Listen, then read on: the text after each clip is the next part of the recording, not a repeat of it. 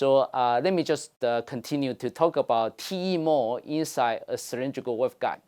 So just like the way we solve for the mole field inside a cylindrical waveguide for the TM mole, we first write down the expression of the field along z direction.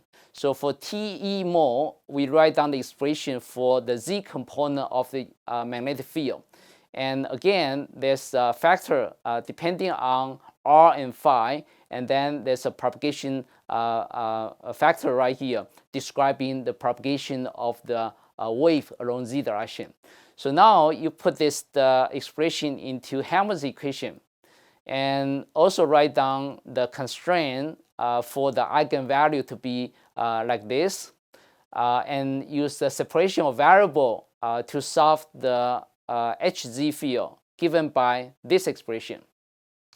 And you see again the dependence of the phi by this cosine n phi equation, and then you have a Bessel function right here. But the boundary condition tells you that you have to look into the electric field at the boundary. Especially the boundary condition requires that the tangential component of the electric field to be 0 at r equal to a.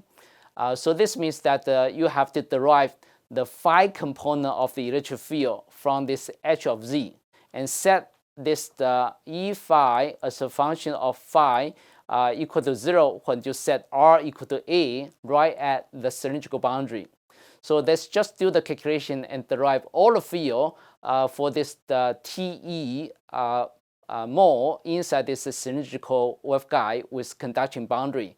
And this field is particularly useful because you're going to use this expression to solve the eigenvalue of the mole because E phi has to go to 0 at the boundary. So set this E phi equal to 0 at r equal to 0 because E phi is the tangential component of the electric field at the boundary. So you'll be looking into the solution of Jm prime of HA equal to 0. And so we'll be checking the zero crossings of Jm prime in a diagram I'm going to show you later.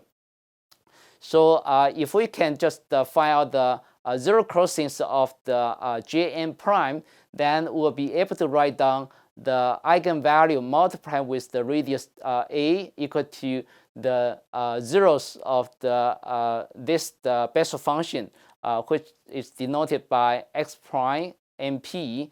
So with this expression, this h value can be derived. Once you derive this eigenvalue, then you can calculate the cutoff frequency of this TE-MP mole based on this expression that I already showed you in the last session. So let's look into the zero crossings of the derivative of the Bessel function. On this diagram, I plot J0 and also J1.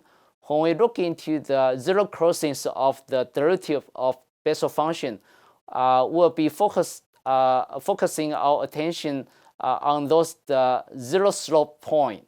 For example, for this J0x, we'll be looking to this point where the slope is equal to 0, and also this point where the slope is 0, but this is going to be the second zero crossing point.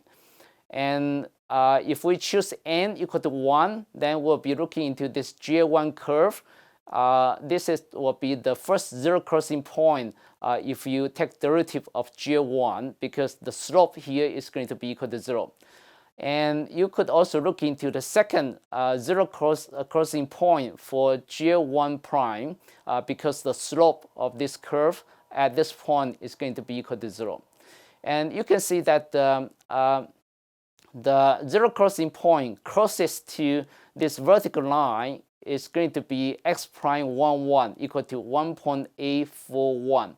So this means that this zero crossing point is going to give you the smallest value of this eigenvalue HTE11.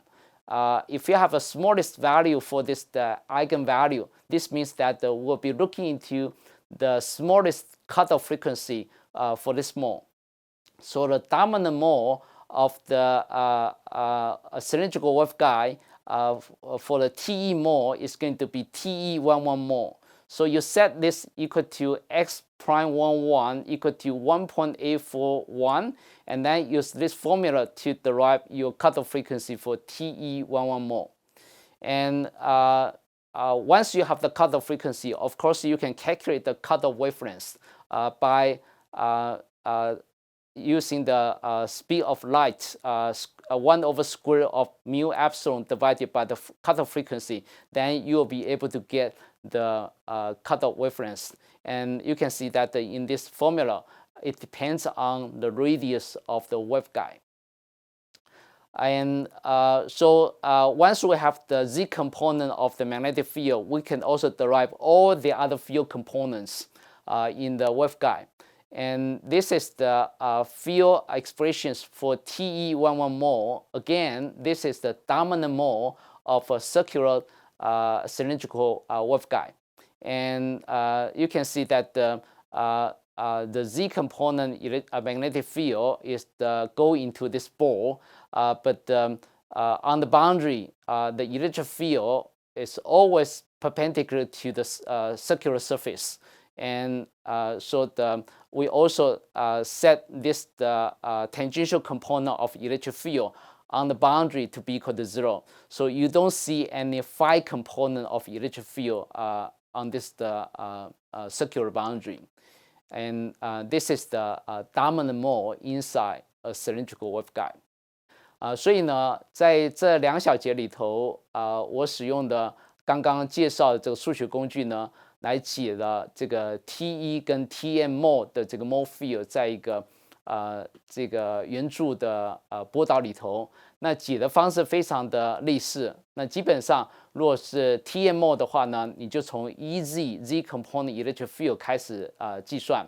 如果是 TE mole 的话呢，你就从这个Z component magnetic field 开始计算，然后呢，再用边界条件把这个 eigenvalue h 把它给算出来。那算出来之后呢，如果这个 h value 是这个得到最小值的话呢，那你就知道这个 mole 呢是这个waveguide 里头的 dominant mole。那你也可以从这个 eigenvalue 值呢，就把这个 mole 的 cutoff frequency 把它给算出来。那在一个圆柱的金属波导里头呢，它的最小的这个 eigenvalue 呢是来自 TE11 mole。所以呢 ，TE11 mole 呢，